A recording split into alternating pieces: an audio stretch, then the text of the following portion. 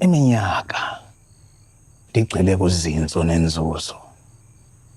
Ndizama ukuqinisekisa every division delivers property, wealth investment. Yonke ke ngoku loo nto seyime ngendlela. Lonke ixesha ngasam besikade sifincelelekile. Undibonisile ke wena uba njengomncukana akufanelanga into basiphelele nje apha. International reach, technology, global relevance. Ngekhusela ke ithe nca under the same umbrella. As we did in Finland. It's powerful. On paper.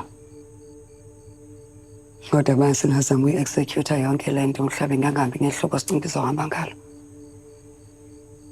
Once we move, that direction is about complex. It's going to be delicate, it's cause ingxubano.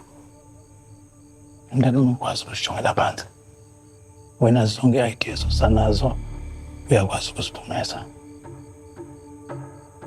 You did not get to be the force you are by guessing. You know exactly where you stand and how to move. Are you risking it? Lena evolution ekade ilindele ingqondo ezokwazi ukuthi ivule iqhaqhe ihlahlele. Asikwazi ukuyibekela ecaleni kelele okanye sithi sawuphinde siyibone. This is legacy. Jena. Kutheni izifihla apha? Udabs uthe usifuna sonke etafuleni. Dinasaba. Umgxothile? Uze apha ezocela indawo ohlala. Mandavuma. Asoze ngikhethe macala mina phakathi kwakho nomuntu ozakudivorce mfondeni.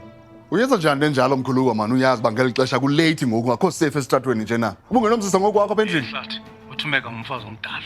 Uzofuneka umani uyeke man.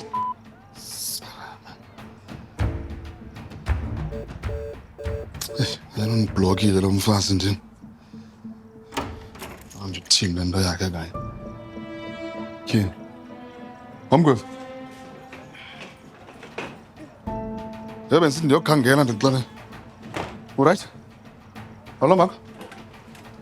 Khona ukutya nje ukhoya apha endlini man bendenze i-takeaways for mna noyanga.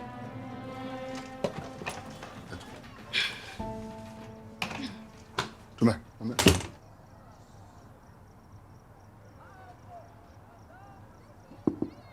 Tuma.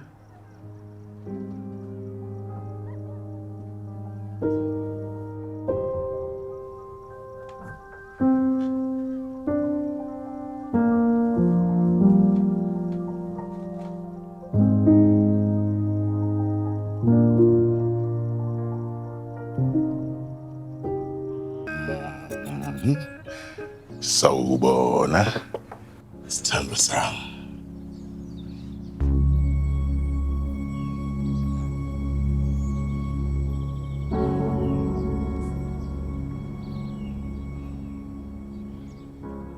Ngithi nje ngixolise sithando sami ukuthi ngihambe elizolo usalele.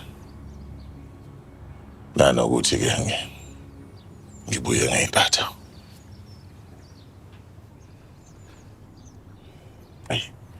Ukuthi kuningi nje okwenzakalayo. Kodwa yazi cha kona umuntu ube nosuku oluhle lona. Oluhle nje wangihambela nje futhi. Uyabona zonke izinto engiphokophelele kuzo. Ngiyasithola. Zonke nje futhi. Kodwa nje iyodwa kuphela nje into eshodayo. Ikhaya lezondo thina. Enough mtheni. Futhi angifuni le breakfast in bed nyana yakho. Ngiyabona ukuthi ufuna ukwenzani la. Ukungiteketisa. Uxolisa ngama fruit salad. Ucabanga ukuthi ngizoba soft. Thenga uxolo lwami. Ungididi ikhanda. Ngempela awunayo inhliziyo. Mashaka. Cha, Mthiyani. Kungani ungeke ngibuzi ngolwakhe? Ngempela ukhathale ngaleyo ndlela ukuthi umfana wakho uphila kanjani ejele?